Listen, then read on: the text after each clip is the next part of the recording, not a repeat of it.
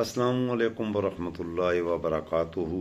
Rabbi इश्रह ली सदरी वयस्सिर ली अमरी वाहलुल उक़दतम मिन लिसानी यफ़क़हू क़ौली।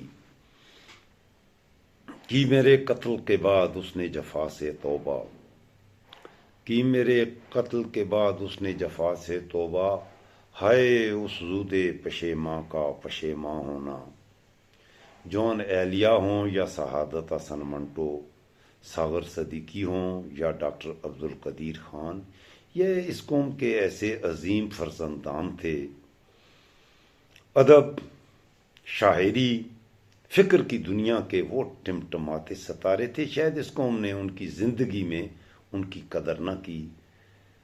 अलबत्ता मरने के बाद वो हमारे हीरो बने और आज उनके अशहार सुनाकर मैं भी स्वाब दारैन हासिल करता हूँ, आप भी स्वाब दारैन हासिल करते हैं। आज मैं बात करूँगा जॉन एलिया पर, जॉन एलिया की शायरी पर, उनके फ़न पर, उनकी शख्सियत पर। कुछ दोस्त मेरी हौसला अफजाई करते हैं, अक्सर फरमाइशें करते हैं कि मैं उनको शायरी सुनाऊं। हालांकि मैं कोई शायर नहीं हूँ, लेकिन शायरी पढ़ता हूँ। मैं कोई लिखने वाला नहीं हूँ, लेकिन अच्छे लिखने वालों को पढ़ता हूँ और मेरे दिल में उनके लिए बहुत एहतराम भी है। तो मैंने सोचा चलो निकलते हैं आज सियासत की खरदार वादियों से, तो बात करते हैं जॉन एलिया की।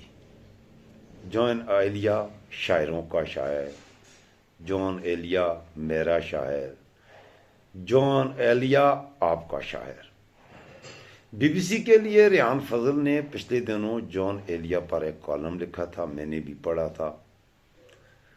कॉलम पढ़ के मुझे ऐसे लगा जैसे रेहान फजल जॉन एलिया के बारे में वो कुछ लिख रहे हैं जो मैं उनके बारे में सोचता हूँ। मुझ में शायद ये सलाहियत नहीं है कि मैं अपनी फ़िक्र को मुनासिब लफ्ज़ों के साथ ऐसी खूबसूरत ज़ुबान दे सकूँ। तो मैंने कहा चलिए आज अपने अदबी ज़ौक़ रखने वाले दोस्तों को, अपने ऐसे व्यूअर्स को, अपने ऐसे नौजवानों को जो अदब के साथ दिलचस्पी रखते हैं, आज अदब की बात करते हैं। और अदब के वाले से बात करते हैं तो बात करते हैं जॉन एलिया पर।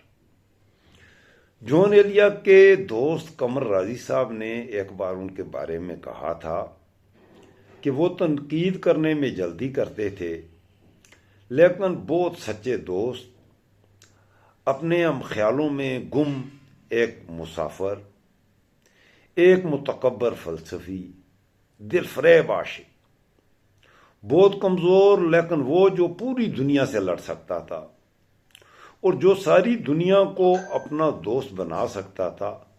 ये वो शख्स है जिसे दुनिया में आप आज जॉन एलिया के नाम से याद करते हैं। कई मेरे कत्ल के बाद उसने जफा से तौबा, हाय उस ज़ूदे पशेमा का पशेमा होना। जॉन एलिया 14 दिसंबर सन 1931 को अमरोहा में अदीबों और दानश्वरों के एक घराने में पैदा हुए थे। मुंतज़िर फ़रोज़ आबादी, जिन्होंने जॉन एलिया पर एक किताब लिखी है, वो जॉन एलिया के बारे में कहते हैं कि मैंने जॉन साहब को कभी नहीं देखा। मैंने बहुत से शेर पढ़े और सुने, लेकिन मुझे जॉन साहब से ख़ास लगाव था। जॉन जो अपने जुल्फ़ें लहराता है, जिन्हें मजरू सुल्तानपुरी ने शायरों का शायर कहा है। मुंतज़िर फ़िरोज़ाबादी का कहना है कि बहुत से लोग अमरोहा से वीडियो कॉल करते हैं और मुझे जॉन साहब के घर भी दिखाते हैं, घर की तस्वीर दिखाते हैं। वो अपने वालिद अल्लामा शरीफ हसन एलिया के सबसे छोटे बेटे थे। मशहूर फिल्म साज और शायर कमाल अमरोवी जॉन एलिया के कज़न थे। जॉन शुरू में पढ़ने लिखने में ज़्यादा अच्छे नहीं थे, लेकिन 6 साल की छोटी उम्र में उन्होंने अपना पहला शेर कह दिया था। और शेर क्या कहा? चाह में उसकी तमाचे खाए हैं, चाह में उसकी तमाचे खाए हैं, देख लो सुर्खी मेरे रुखसार की। جون ایلیا کو زبانوں سے خاصی دلچسپی تھی، وہ عربی اور فارسی بھی جانتے تھے۔ بعد میں انہوں نے انگریزی، عبرانی اور سنسکرت بھی سیکھی۔ اردو کے علاوہ تاریخ اور صوفی روایات پر بھی ان کی گرفت بہت مضبوط تھی۔ جون مذہب کی بنیاد پر ملک کی تقسیم کے سخت مخالف تھے اور وہ انڈیا میں رہنا چاہتے تھے، لیکن خاندان کے بیشتر افراد کے پاکستان چلے جانے کے بعد انہیں بھی سن 1956 میں پاکستان آنا پڑا۔ جون صاحب سے یہ جملہ اکثر سننے کو ملتا تھا کہ یہ پاکستان، یہ سب علی گڑھ کے لڑکوں کی شرارت ہے۔ زائدہ انا سے ان کی ملاقات ایک اردو رسالہ انشا کی اشاعت کے دوران ہوئی۔ عشق ہو گیا، محبت ہو گئی اور پھر دونوں نے 1970 میں شادی کر لی۔ جون ایلیا ہمیشہ جلدی میں رہتے تھے، لیکن یہ رشتہ زیادہ دیر تک چل نہ سکا۔ ان کے مزاج میں فرق نے اپنا رنگ دکھایا اور سن 1984 میں دونوں کے درمیان طلاق ہو گئی۔ جون ایلیا کی بیٹی سہینا ایلیا نے راولپنڈی سے یہ بات کی BBC کے ساتھ۔ دراصل مجھے لگتا ہے کہ جون ایلیا اور زائدہ انا کی شادی ہونی ہی نہیں چاہیے تھی، ان دونوں کو اپنے کام میں ہی زیادہ وقت گزارنا چاہیے تھا۔ زائدہ انا ایک زمانے میں خود بھی BBC اردو کے لیے کام کرتی رہی ہیں۔ ایک بار انہوں نے کربلا کی تلاش میں کے نام سے جون ایلیا پر ایک مضمون لکھا تھا، جس میں کہا تھا کہ وہ ایک ایسا آدمی ہے جو آگے بڑھنے اور کچھ حاصل کرنے کے بجائے چاندنی جسم والی عورت کے انتظار میں رہتا ہے، اور وہ اپنی محبت کے اظہار میں نہ صرف پہل کرے بلکہ اس کا فرض یہ بھی بنتا ہے کہ وہ محبت کو اس کی منزل تک بھی پہنچائے۔ جون ایلیا اپنی انا کا قیدی تھا۔ جون ایلیا کی بیٹی سہینا ایلیا نے اپنے والد کو یاد کرتے ہوئے کہا کہ ان کے والد کی شخصیت کی کئی شکلیں ہیں، کہیں غصہ ہے، کہیں ناراضگی ہے، کہیں اداسی ہے، کہیں چڑچڑاہٹ ہے، کہیں نفرت ہے، کہیں انا سے محبت ہے۔ وہ بہت ہی مشکل انسان تھے۔ ایک طرح سے وہ اپنی انا کے قیدی تھے۔ سہینا نے اپنے والد کا ایک شعر سنایا: میں بھی بہت عجیب ہوں، اتنا عجیب ہوں کہ بس، میں بھی بہت عجیب ہوں، اتنا عجیب ہوں کہ بس، خود کو تباہ کر لیا اور ملال بھی نہیں۔ سہینا کہتی ہے کہ میں ان سے بہت کچھ سیکھنا اور پڑھنا چاہتی تھی، لیکن وہ اپنے آپ میں مگن رہے، نہ تو انہوں نے کبھی میرے ساتھ اور نہ ہی میرے بہن بھائیوں کے ساتھ وقت گزارا اور نہ ہی مجھ سے اس طرح سے بات کی۔ وہ بھول جاتے تھے کہ ہم کس کلاس میں تھے، وہ ہماری عمریں تک بھول جایا کرتے تھے، اور وہ اپنے اندر ایک بچہ رکھتے تھے، وہ خود ہی بچے تھے۔ میں ان سے تھوڑا بہت پڑھ سکی، لیکن فارسی اور عربی نہیں سیکھی۔ ان کے پاس وقت نہیں تھا، وہ آدھا دن سویا کرتے تھے اور آدھی رات جاگا کرتے تھے۔ جب بھی مجھے کچھ لکھنا ہوتا، میں ان سے پوچھتی کہ ابو فوراً کوئی شعر سنائیے، تو وہ ہنس کر کہتے کہ شعر کہنا کوئی خالہ جی کا گھر نہیں، آسان بات نہیں۔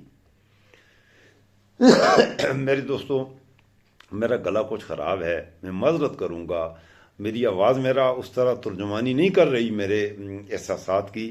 بہرحال جون ایلیا پر اس ٹوٹی پھوٹی آواز میں آپ کی خدمت میں تھوڑی سی باتیں عرض کروں گا۔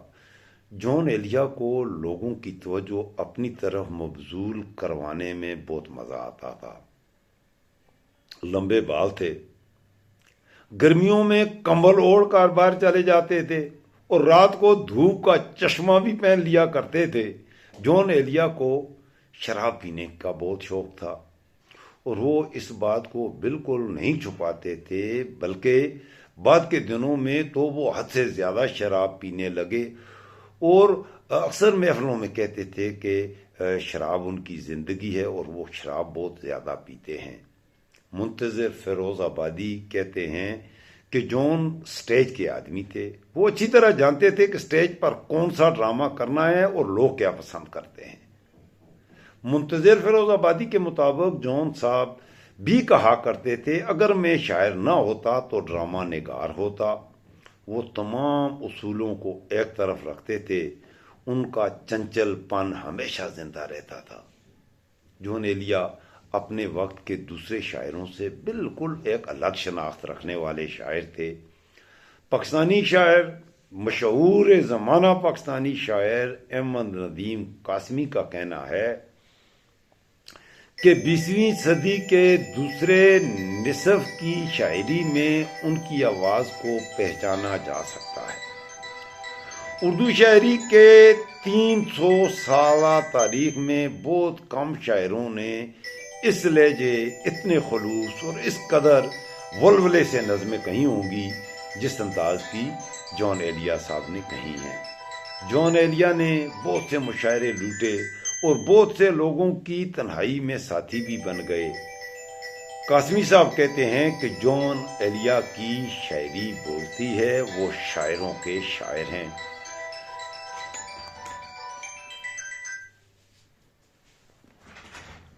معذرت کروں گا، میرا فون آ رہا تھا میرے دوستوں. تو بات آگے بڑھاتے ہیں. بات کر رہے ہیں جون ایلیا کی. قاسمی صاحب کے مطابق وہ سٹیج پر بیٹھ کر بات کرنا جانتا تھا اور وہ جانتا تھا کہ کس طرح اور کون سا شعر لوگوں تک کس انداز میں پہنچانا ہے اور کس طرح اپنا سر پیٹنا ہے اور کس طرح اپنے ہاتھ پاؤں مارنے ہیں. اور اس کا یہ انداز ہے جو اسے شاید دوسرے شاعروں سے بالکل مختلف شخصیت بناتا ہے. جون ایلیا بچپن سے ہی پیار کرنے والی طبیعت کے مالک تھے. 12 سال کی عمر میں وہ اپنی خیالی محبوبہ صوفیہ کو خط لکھا کرتے تھے. پھر جوانی میں ایک اور لڑکی سے بھی انہیں پیار ہو گیا تھا جن کو وہ عمر بھر یاد کیا کرتے تھے، لیکن کبھی اپنی محبت کا اظہار نہیں کیا. وہ محبت کے اظہار کو چھوٹا کام سمجھتے تھے. مشہور پاکستانی طنز نگار مشتاق احمد یوسفی صاحب ایک قصہ سنایا کرتے تھے کہ جب جون نے کہا کہ میری پہلی محبت 8 سال کی عمر میں ایک قاتل حسینہ سے ہوئی تھی تو میں خود پر قابو نہ رکھ سکا. میں نے نہایت شائستگی سے پوچھا اس وقت اس صاحبہ کی عمر کیا ہوگی؟ تو جون ایلیا نے کہا 6 سال. میں نے حیرت سے ان کی طرف دیکھا تو جون نے اپنے بالوں میں انگلیاں پھیریں اور وہ مزید الجھ گئے اور پھر کہا کہ بالغ ہونے کا عمر سے کوئی تعلق نہیں ہوا کرتا. جون ایلیا نے خود لکھا ہے کہ لڑکی اس وقت ہمارے گھر آئی تھی. جیسے ہی میں نے اسے دیکھا میں نے فوراً لقمہ نگل لیا. محبوبہ کے سامنے لقمے چبانے کا عمل مضحکہ خیز لگتا تھا. مجھے اکثر یہ سوچ کر شرمندگی ہوتی تھی کہ مجھے دیکھ کر وہ کبھی کبھی سوچتی ہے کہ میرے جسم میں آنتوں جیسی ناگوار اور غیر رومانوی چیز بھی پائی جاتی ہے. بڑے گہرے آدمی تھے. منتظر فیروز آبادی لکھتے ہیں کہ جون ایلیا ایک خاص مزاج کا شاعر تھا، لیکن یہ عاشقی، مظلوم، افسردہ یا پریشان نہیں. ایلیا ایک ایسا شاعر ہے جو عشق کے بارے میں شاعری کرتے ہوئے بھی تناؤ میں رہتا ہے.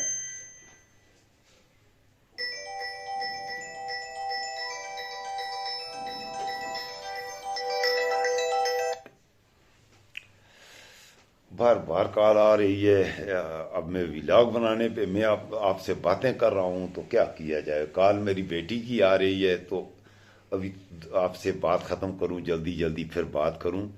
میں آپ کی خدمت میں عرض کر رہا تھا میرے دوستو. اچھا، امروہہ جہاں جو اس کی جائے پیدائش تھی، امروہہ سے اسے عشق تھا.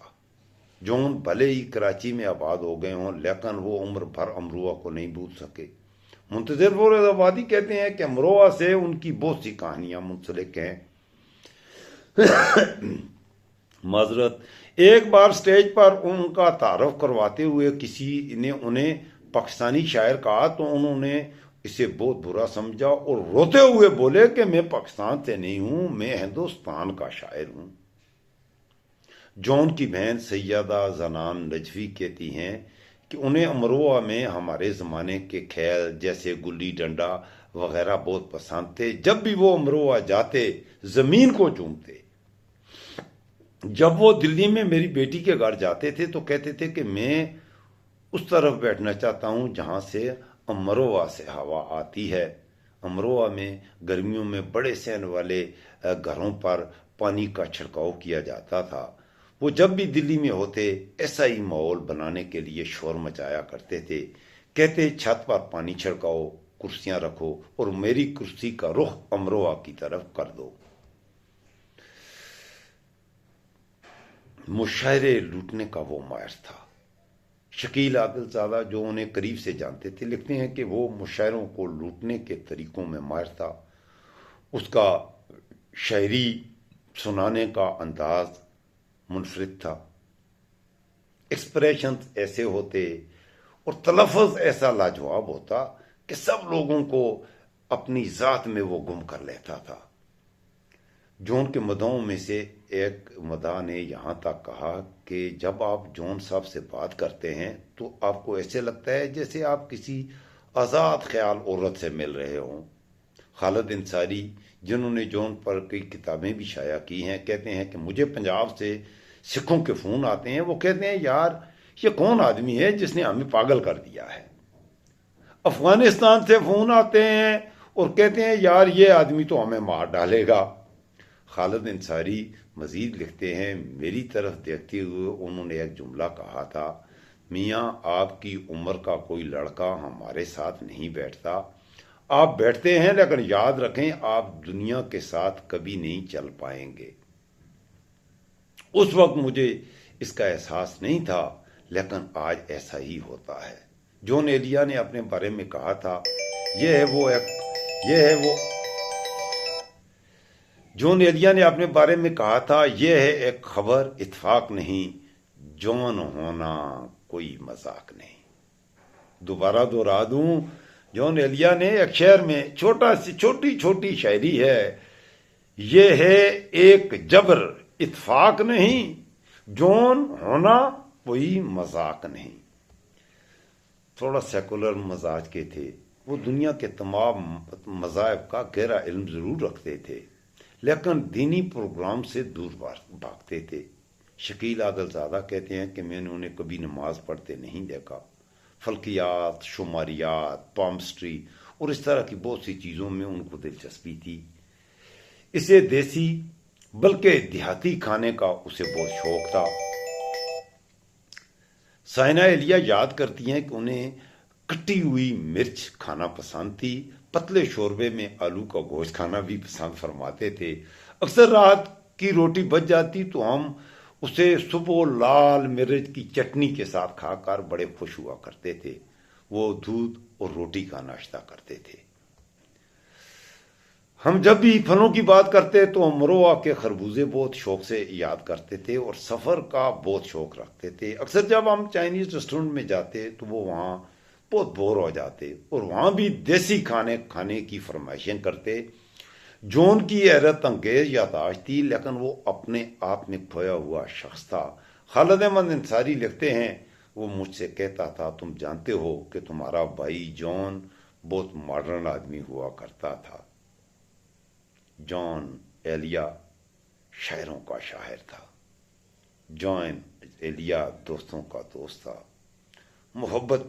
محبت پھیلانے والا کھلاڑی تھا. بڑا آدمی تھا. اس قوم نے اس کی وہ عزت نہیں کی. اس قوم نے اس کو وہ توقیر و عزت نہیں دی جس کا وہ اہل تھا، جس کا وہ مستحق تھا. اس لیے میں تو یہی کہوں گا کہ میرے قتل کے بعد اس نے جفا سے توبہ. آج ہم ان کی شاعری پڑھتے ہیں کہ میرے قتل کے بعد اس نے جفا سے توبہ، ہائے اس زودے پشیماں کا پشیماں ہونا.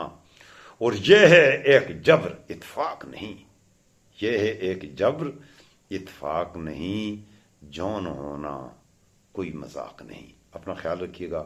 مجھے ضرور دعاؤں میں یاد رکھیے گا. اگر آپ کو ویلاگ پسند آئے تو ضرور چینل کو لائک بھی کیجیے گا، سبسکرائب بھی کیجیے گا اور اس ویڈیو کو دوستوں سے شیئر بھی کیجیے گا. اللہ حافظ، فی امان اللہ.